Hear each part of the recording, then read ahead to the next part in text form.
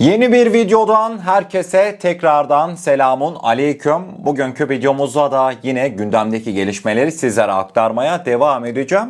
Kıymetli dostlar, bugün ilk olarak malumunuz gündemimizde Türkiye-İsrail görüşmeleri var. Azerbaycan'da gerçekleştirilen ilk toplantı 9 Nisan 2025 tarihinde, yani 2 gün önce gerçekleştirilmişti. Milli Savunma Bakanlığımız duyurusunu yapmıştı. Bugün ilk olarak tam da bu mevzuda işte süreç hangi durumda, neler söyleniyor, anlaşmaya varıldı mı, ne görüşülüyor, bunları tartışacağız. İlk olarak şunu söyleyeyim daha videoya geçmeden, anlaşma sağlanamadı. Yani İsrail ile Türkiye Azerbaycan'la masaya Azerbaycan arabuluculuğunda oturdu ama herhangi bir şu an anlaşma söz konusu değilmiş. En azından Anadolu Ajansı kaynaklarına göre bu bilgiler geçmekte. Peki Azerbaycan'da gerçekleştirilen toplantıda İsrail neler dedi? İsrail'in talepleri neydi? Kıymetli dostlar, İsrail'in talepleri iddialara göre İsrail demiş ki olası Suriye'deki Türk üssü benim kırmızı çizgimdir. Hiçbir şekilde Türkiye'nin tek başına Suriye'de bir üs açması, Suriye'nin hava sahasını kontrol etmesi,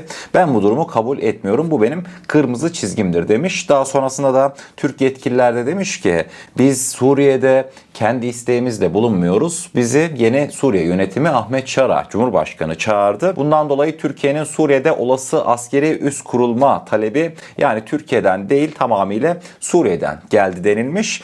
Tabii mevzu böyle olunca anlaşmaya da en azından toplantının ilk günlerinde varılamadı. Şu an yani görüşmeler 1-2 gün daha devam edecek denilmekteydi. Hemen akabinde bugün İsrail basınına şöyle bir göz gezdirdiğimde bazıları diyor işte artık Türkiye'nin varlığını Suriye'de İsrail kabul etmek durumunda kalacak. Bunun sebebi ise Trump, hatırlar mısınız? Geçtiğimiz günlerde hani Netanyahu tabiri caizse Türkiye'ye şikayet etmeye gitmişti ya, soluk soluğa ABD'ye. Trump'tan ağzının payını almıştı Netanyahu. Erdoğan benim dostum, akıllı, zeki bir lider. Eğer ki bir talebim varsa makul ol. Ben İsrail ve Türkiye arasında arabulucu olurum ama önemli olan senin taleplerinde makul olman demişti Netanyahu'ya Trump. Demek ki kıymetli dostlar şu çıkartılabiliyor. Artık yani Trump'tan Netanyahu Türkiye hakkında neler istediyse, yani en sonunda Trump'ı dahi çıldırmıştı. Birazcık ABD uzaktan izliyor. Henüz böyle bir ikili toplantı falan ABD vesilesiyle gerçekleşmedi. Şu an dost ve kardeş ülkemiz Azerbaycan vesilesiyle aktif bir şekilde hani İsrail ve Türk yetkililer belli bir seviyeyi korumak kaydıyla görüşmeler gerçekleştiriliyor. Şu an top kısacası aslında Azerbaycan'da. Türkiye görüşmeleri Azerbaycan üzerinden gerçekleştiriyor. Ve ayrıca bugün bilineceği üzere Antalya Diplomasi Forumu'nun ilk günü. Ve tabi bu vesileyle Azerbaycan Cumhurbaşkanı Sayın İlham Aliyev de Antalya'ya gelmişti. Cumhurbaşkanımız Erdoğan'la görmüş olacağınız üzere fotoğrafta bir görüşme gerçekleştirdi. Hemen devamında sadece Aliyev değil, yaklaşık 15-16 devlet başkanı da yine Türkiye'de olacak. Antalya geliyor foruma katılmak için. Ahmet Şara, o da çok önemli. Ahmet Şara da bugün yine Antalya'ya gelecek isimlerden. Şunu tahmin edebiliriz. Büyük ihtimalle Sayın İlham Aliyev, Ahmet Şara ve Türkiye arasında özellikle de Türkiye'nin Suriye'deki rolünün daha iyi anlaşılabilmesi açısından bir görüşme gerçekleştirilecektir. Bu benim tahminim ama şu an mevcut koşullarda kıymetli dostlar, İlham Aliyev'in şimdi 2 gün önce bir açıklaması olmuştu. Ne diyordu? Türkiye, Azerbaycan olarak bizim müttefiğimiz ama İsrail de bizim dostumuz. Şimdi bu açıklama görüldü. İkiye bölündü herkes doğal olarak. Bana diyecek olursanız Kaan ne düşünüyorsun diye. Vallahi benim oldukça canımı sıktı bu açıklamalar. Hiç böyle İlham Aliyev'in açıklamalarından böyle sağından solundan girip çıkıp da allayıp pullamaya çalışmayacağım. Tamamıyla bir rezillik örneğiydi öyle bir açıklama. İsrail dostumuz ne demek yani? Bunu Türkiye'de kime karşı kurarsanız kurun bu cümleden zaten nefret eder genel itibariyle. Bu açıklamadan şu sonuca ben varacağım. Sayın İlham Aliyev, madem ki tek derdin ulusal çıkarlar, evet bunda zaten hepimiz hemfikiriz. İsrail'le belli başlı münasebetleriniz de var. Ben de zaten sürekli ekranlardan Azerbaycan'ın kendi devlet çıkarıdır. Hani görüşebilir, edebilir İsrail'le, buna lafımız yok ama gözümüze sokmayın diye sürekli hani belirtirdim ya. Kıymetli dostlar, madem ki Azerbaycan devletinin çıkarları için İsrail'le görüşülüyor, o zaman Sayın Aliyev zaten Türk askerinin Suriye'de bulunması Azerbaycan devletinin Suriye politikası açısından zaten sizin işinize gelen bir durum. Ya düşünsenize kıymetli dostlar, Türkiye neredeyse zaten Azerbaycan orada değil midir? Türkiye hangi konuda son döneme baktığımızda Azerbaycan'a karşı bir dediğini ikiletti? Hiçbir mevzuda göremezsiniz bunu. Yani Sayın İlham Aliyev inşallah bugün Ahmet Şara da toplantıya katılır. Hani eksisiyle artısıyla Türk askerlerinin Türk üslerinin neden Suriye'de olması gerektiği bir güzel anlaşılır. Eğer ki zaten İlham Aliyev Türk askerlerinin Suriye'de bulunmasının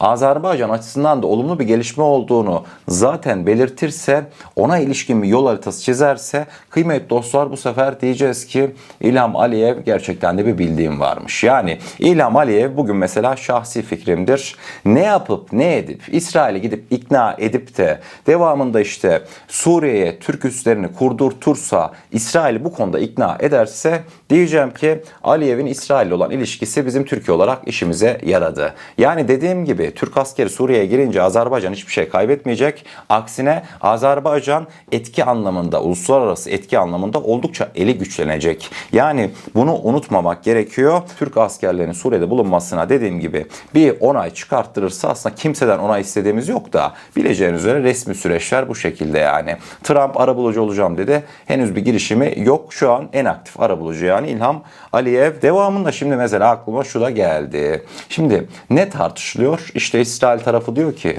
yok efendim, olmaz. Asla işte Türkiye Suriye'de bir üs kuramaz. Bu bizim kırmızı çizgimiz. Zaten görüşmelerde burada kilitleniyor. Şimdi devamında kıymetli dostlar, eğer ki süreç birazcık daha ilerlerse, benim tamamen kendi şahsi kanaatimdir, karşımıza şu bile çıkabilir: Azerbaycan ve Türkiye Suriye'de ortak üs. Hiç daha önce aklınıza geldi mi bu fikir? Yani şaka yapmıyorum. Düşünsenize, İsrail bir şekilde Türkiye'nin üs kurmasını elinden ne geliyorsa şu an yapıyor. Yani engellemeye çalışacaktır. Yani resmi yetkililerden gelen açıklamalara baktığımızda, özellikle de Hakan Fidan'dan, İsrail'le karşı karşıya gelmek istemiyoruz. Bu defalarca kez zaten dile getiriliyor. Zaten İsrail tarafı da ne Suriye'de ne başka yerde Türklerle karşılaşmak istemiyoruz diyor.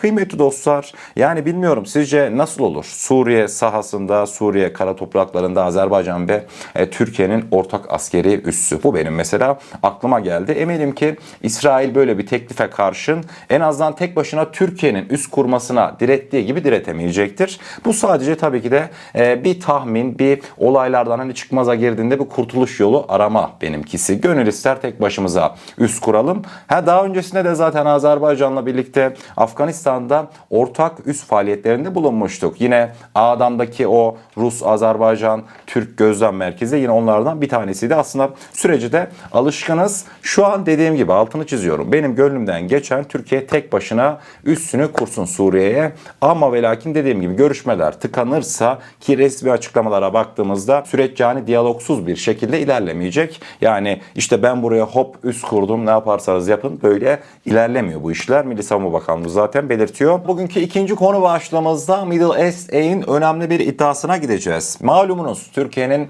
Amerika Birleşik Devletleri'nden F-16, F-35 talepleri var ve açıkçası son yaşanan olaylarla birlikte acaba F-16, F-35 ülkemize gelir mi? Hani bu konuya dair inancımız gittikçe yükseldi. Dediğim gibi tartışma konusu F-35'lere işte ne işimiz var, gerek yok falan filan. Benim zaten görüşlerim biliyorsunuz. Ben de bu konuda yani F-35'lere gerek olmadı düşüncesindeyim. Ama kıymetli dostlar, eğer ki iddialar doğruysa, Türkiye ABD'ye demiş ki sen bana uygulamış olduğun S-400 yaptırımlarını kaldır. Ben de Türkiye olarak ABD savunma sanayisinden 20 milyar dolarlık bir alım gerçekleştireceğim demiş. Detaylar bir karşımıza gelsin. Middle East'in iddiasına göre Türkiye'den ABD'ye 20 milyar dolarlık teklif gelmiş. Türkiye ABD'nin S-400 nedeniyle uyguladığı yaptırımların kaldırılması halinde 20 milyar dolarlık askeri alım yapmayı planlamaktaymış. Paketin içerisinde savaş uçakları, helikopterler ve çeşitli savunma sistemleri olduğu belirtilmekte. Ayrıca haberin son kısmında Ankara bu adımla Washington'la savunma işbirliğini yeniden canlandırmayı hedefliyor diye de bir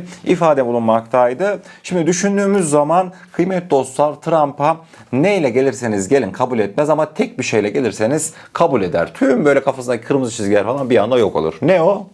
Şu mıngırlar var ya, canlılar. Yani Trump'ın şu an ne kadar para göz olduğunu, para için neler yapabileceğini hepimiz bilmekteyiz. Yani 20 milyar dolar çok, yani gerçekten de astronomik bir teklif. Belki 20 değildir, 5'tir, 10'dur ama yani Türkiye kısacası S-400 yaptırımlarını kaldırırsan ben de sana para kazandırırım demiş. Şunu diyebilirsiniz: ya kardeşim ne gerek var falan filan. Kıymetli dostlar, hani hep dediğim bir şey var ya. Biz şu an yüzdük %100'lük artık sonuna geldik. Çok azıcık bir kısım kaldı. O azıcık kısmı halledebilmek için bizim bazı ürünlerde tersine mühendislik için elimizin böyle rahat edeceği ürünlere ihtiyacımız var. İşte yani öyle tutup da biz Amerika'dan 20 milyar dolarlık alımda top mermisi almayacağız. Gideceğiz mesela hava füzeleri. Şimdi Gökhan projesinde artık sonlara yaklaşıyoruz. Bazı kritik şeyler var ki soru işareti tam halledilemeyen. İşte onların tamamıyla çözülebilmesi için ABD'den artık belki de tarihimiz boyunca son kez ciddi alımları gerçekleştiriyoruz. Yani ABD'den aldığımız mühimmatlar böyle ne bileyim Suriye'de veya sağda solda kullanılmayacak zaten. Bunlar tamamıyla incelenecek ürünler. Hani dedim ya ben sizlere F-35 gelecek, belki hiç uçmayacak F-35. Amerikalılar da diyecek ki abi sizin F-35'ler niye hep hangarda? Yani mevzu şu: bir şeyleri açacağız, didik edeceğiz. Yani benim anladığım bu. Yoksa dediğim gibi şu an makul şartlarda bizim ABD'den silah tüfek almaya ihtiyacımız mı var? Hayır tabii ki de. Aslında mevzu 3 aşağı 5 yukarı benim dediklerime çıkıyor. Yine görüşlerinizi belirtebilirsiniz diyorum ve hemen devamında densizden bir Türkiye çıkışı mevcut.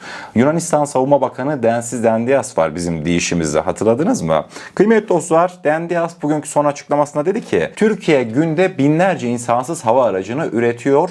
Avrupa Birliği olarak bilgimiz var ama üretim kapasitemiz yok dedi. Detaylar şu an sizlerle. Yunanistan Milli Savunma Bakanı Nikos Dendias, Belçika'nın Bruges kentinde yaptığı konuşmada Yunanistan'ın Avrupa Birliği'nin Güneydoğu sınırlarındaki rolü ve Avrupa savunma kanadının güçlendirilmesine katkısı başlığını taşıyan bir sunum yaptı.